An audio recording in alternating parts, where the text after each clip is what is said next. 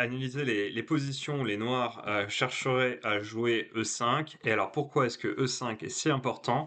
Donc j'ai repris une position ici pour essayer de comprendre tout ça. Donc H prend, on a dit que H prend, ça conduisait au mat, donc F prend, fou prend, roi prend, dame à H6 échec. Et donc là, le fait de ne pas avoir le coup E5 dans la position, c'est ça qui va conduire les noirs à la défaite. Donc par exemple, roi G8, et ici on aurait le très fort coup E5 nous-mêmes.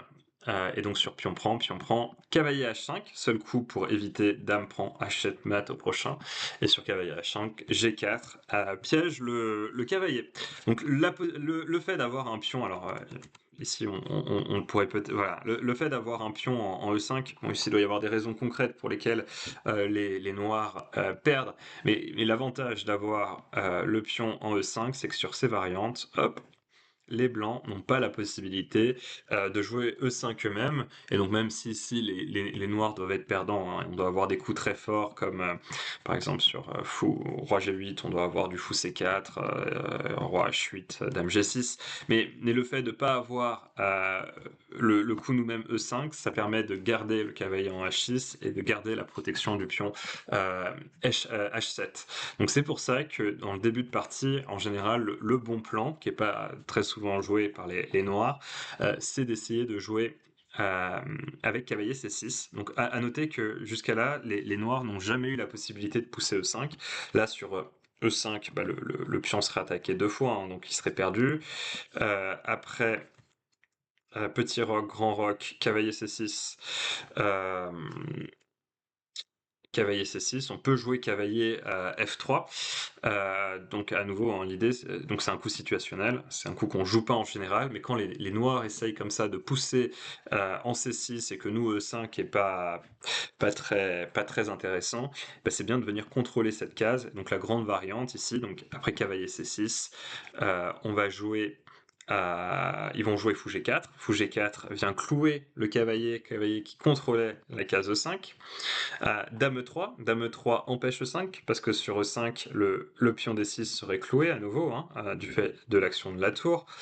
Donc après, Dame E3, cavalier D7, enlève le clouage et prépare E5.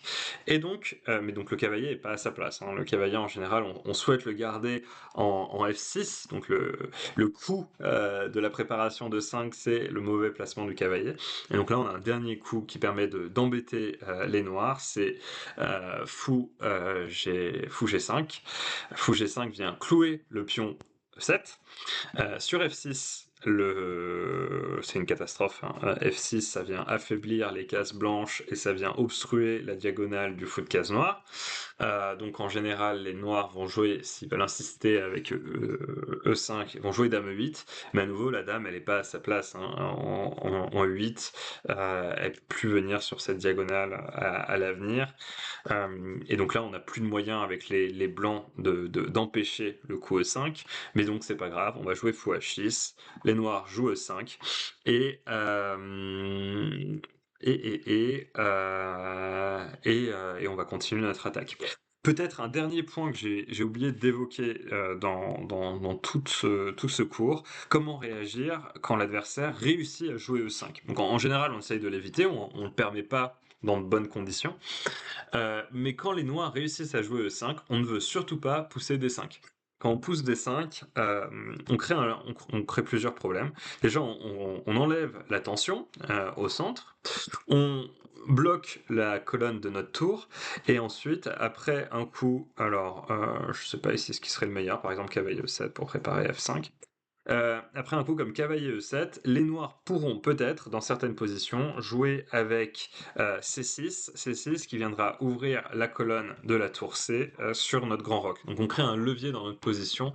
Donc D5, 99,9% du temps, on va pas vouloir le jouer, et donc soit on va laisser un statu quo ici, et on va rien faire, on va toucher à rien, et on va continuer notre attaque, soit quand ici, comme ici, on est obligé, hein, le pion est attaqué 3 fois, et notre cavalier est cloué, et ben on va prendre.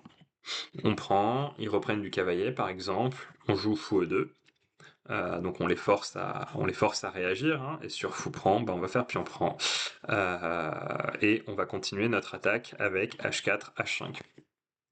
Et ici, on est très heureux avec les blancs, c'est la grande position. Si les noirs jouent les meilleurs coups, et on a une attaque qui revient dans les schémas classiques, H4, H5, fou prend, et voilà. Et donc on a pu voir les plans classiques d'attaque sur le roc quand le roi a fait un fianchetto avec trois situations. La première où les noirs essayent de nous attaquer à l'aile comme ça via C6, B5.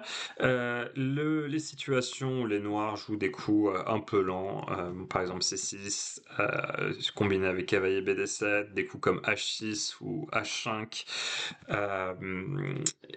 euh, la dernière alternative, qui est la meilleure, quand les noirs essayent de jouer pour la pousser en E5, qui est leur meilleure option pour pouvoir se défendre quand on continuera notre attaque. Dernière remarque avant de finir sur ce cours, c'est que sur ces schémas d'attaque, en général, alors on va dire que le noir joue C6, on évite de jouer H4 tout de suite. Le problème de H4, c'est que les noirs peuvent répondre par H5. Et donc quand les noirs jouent H5, on a du mal nous-mêmes à venir ouvrir la position. Il faut commencer à jouer des coups comme F3, G4, mais G4 c'est protégé deux fois par le fou et par le cavalier, donc il va falloir envisager des sacrifices. Et c'est pour ça qu'en commençant par fou H6, eh ben, on empêche les noirs de venir se défendre par l'avancée de ce pion. Et donc là, on peut venir jouer H4, H5 pour venir au contact et ouvrir la colonne. Bon, j'espère que ça a été clair. J'ai essayé d'être le plus synthétique et exhaustif possible. Et donc voilà, j'espère que c'est mission accomplie. Si vous avez des questions, n'hésitez pas à passer par le chat.